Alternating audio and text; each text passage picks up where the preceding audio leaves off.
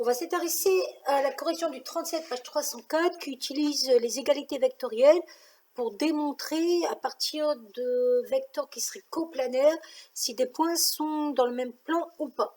Donc la première question, c'est vous avez une égalité vectorielle et on vous demande de vérifier que M appartient bien au plan ABC. Donc la méthode que je vais utiliser, c'est que je vais utiliser la relation de Chasles pour ne plus avoir qu'un seul vecteur qui fasse intervenir le point M. Donc là, je vais introduire le point A dans MB. Donc ça va me donner MA plus MB. Donc vous voyez, MB, j'introduis le point A au milieu, MA plus AB. Égal, et là, je vais introduire le point A.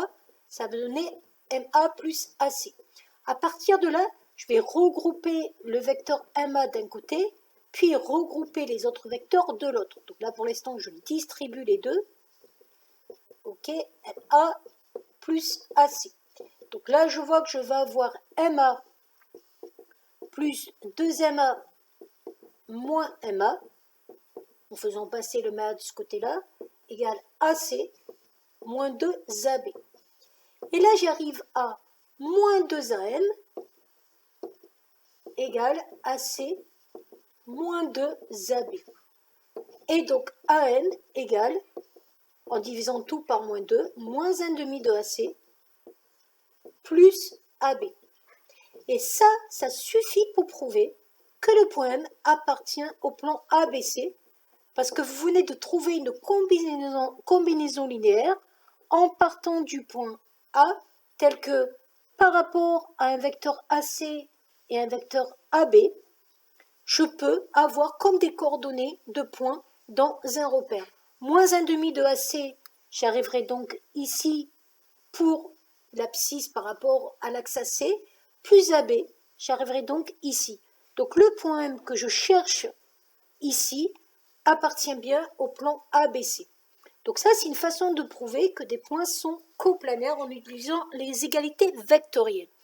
Ensuite, on vous donne un point N qu'on vous définit de la façon suivante. On vous dit que AN plus BN moins DN égale vecteur nul. Et on vous demande de prouver si oui ou non, enfin quel est le plan dans lequel le point N apparaît. Donc là, on va faire exactement pareil, c'est-à-dire on va introduire par exemple le point A à l'intérieur. Donc j'ai AN plus BA plus AN moins DA moins AN qui va être égal à vecteur nul. Donc AN moins AN, c'est fini. Il me reste AN plus BA moins DA qui est égal à vecteur nul.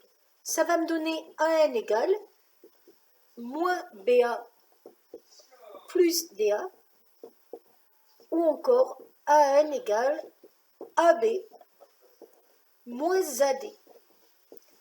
Et là, vous voyez que grâce à cette égalité, vous venez de prouver que le point N appartenait au plan A, B, D. Toujours de la même façon, j'ai mon point A, on va le faire en dessous, j'ai mon point A, imaginons que j'ai B ici et j'ai D ici. AN est donné par AB, c'est-à-dire ici, moins AD ici, donc en gros, mon point N serait ici. J'ai bien une combinaison linéaire de AB et AD qui me permet d'arriver à N avec un point fixe ici. Pareil, ici j'ai un point fixe qui ressemblerait bien presque à l'origine d'un repère. Voilà.